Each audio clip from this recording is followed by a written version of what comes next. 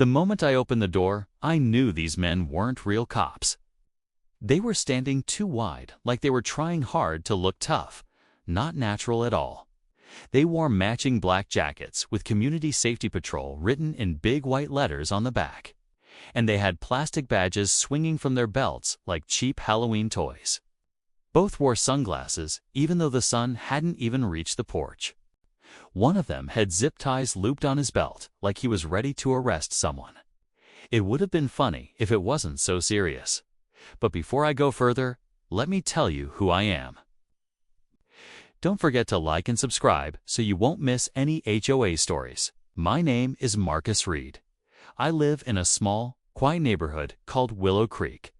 I'm retired now, but I used to work for the Department of Justice. It's federal level in the narcotics division. I spent 20 years chasing drug dealers, working undercover, wearing suits, and living in chaos. After losing too many good people and watching too many criminals walk free, I took early retirement and moved to a little house near a lake, hoping for peace. But then came Diane, the queen of our HOA. You've probably seen her type before, always wearing beige suits, holding a clipboard like it was part of her body, and looking at everyone like they were doing something wrong. She didn't like me because I kept to myself, didn't show up to her boring HOA meetings, and had a faded American flag hanging on my porch. She sent notes, then fines, then threats. I ignored them because I knew my rights, and her power ended at the edge of my yard. But Diane didn't take no for an answer. So one Saturday morning, while I was still in flannel pajamas and socks that said "Back the Blue," a gift from my daughter, I heard a loud voice yell through my door. Not even a knock. We're calling the resident to step outside immediately. My coffee was still hot, and my doorbell camera was recording. I didn't panic. I just put down my espresso filter, stretched my neck, and walked to the door. I looked through the peephole and saw those two fake tough guys waiting like they were on TV. I opened the door just a little. "Can I help you?" I asked. The guy on the left stepped forward like he'd practiced it in the mirror. "We've received a formal complaint: yard mess, unauthorized flag display, and rude behavior toward a board member. You need to come outside and answer some questions." I stared at him for a few seconds, then slowly stepped out. I still had a scar on my temple from a knife fight back in 2003. I didn't yell. I just asked calmly, "Which department are you with?" They looked at each other. "That's not important," one said nervously. "We're here on behalf of the HOA's safety team." "Safety team," I repeated. "Show me some ID."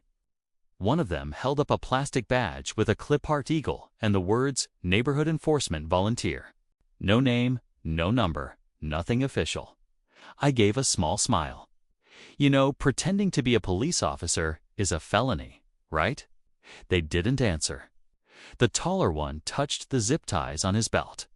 That's when I realized they really thought they were in charge. I calmly stepped back inside. What they didn't know was I had everything recorded: video, audio, and, even better, hiding behind the bushes was Diane herself. Crouched like she was running a mission, shouting into a walkie-talkie like this was a war zone. "Go ahead and enter," she said. "He'll give in. He's not who he says he is." I turned up the speaker so they could hear her voice loud and clear. One of them tensed up. The other started sweating. I walked back out. "Are you threatening me?" I asked, hand resting near my hip, where my duty belt used to be. They didn't answer, but one of them reached for the zip ties. "Wrong move," I said, my voice like stone. "Identify yourselves." Nothing, just nervous looks. So I leaned closer. "You're on camera. You're wearing fake badges. You're trying to arrest a federal officer in his own home. And the woman who sent you is hiding in my bushes." That's when the guy on the left, his name turned out to be Ben, finally whispered, "I'm sorry."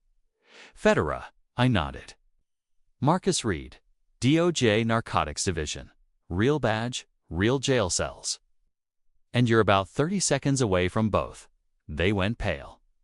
Still, Diane didn't stop. "What's taking so long?"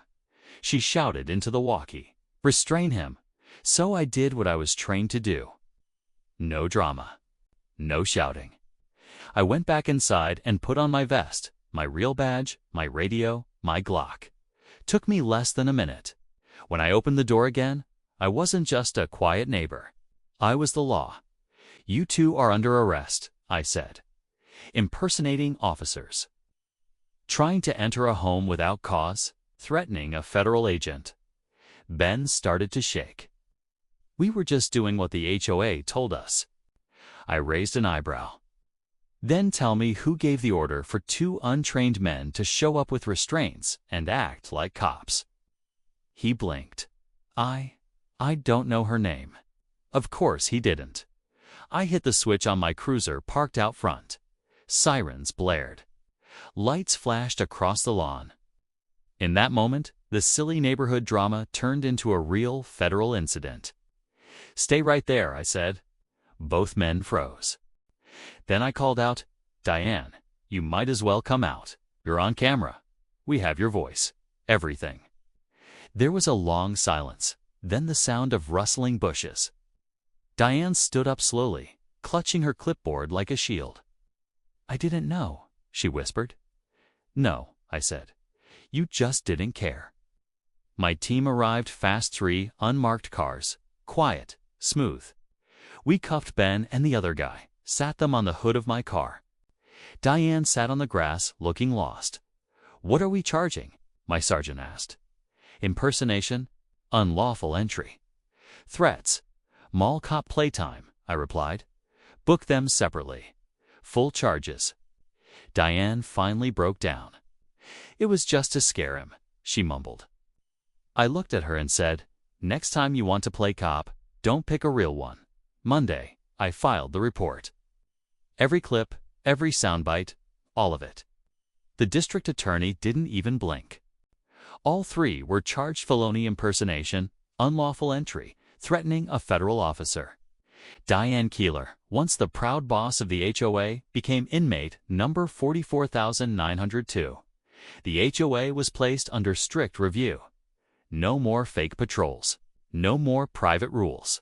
Community meetings were moved from fancy halls to plain church basements. And just like that, the neighborhood changed. People hung up wind chimes again. Kids played without fear. Signs started to appear that said, "Welcome home, Officer Reid." I didn't need them, but I appreciated them. And when I drove by in my cruiser, kids would wave and yell, "Hey, Officer Marcus," like I was a hero. But I didn't do this to be a hero. I did it because someone had to draw the line. Now, I want to hear what you think. Did I do the right thing, or did it go too far? Drop your thoughts below. I read every comment. Let's talk about it.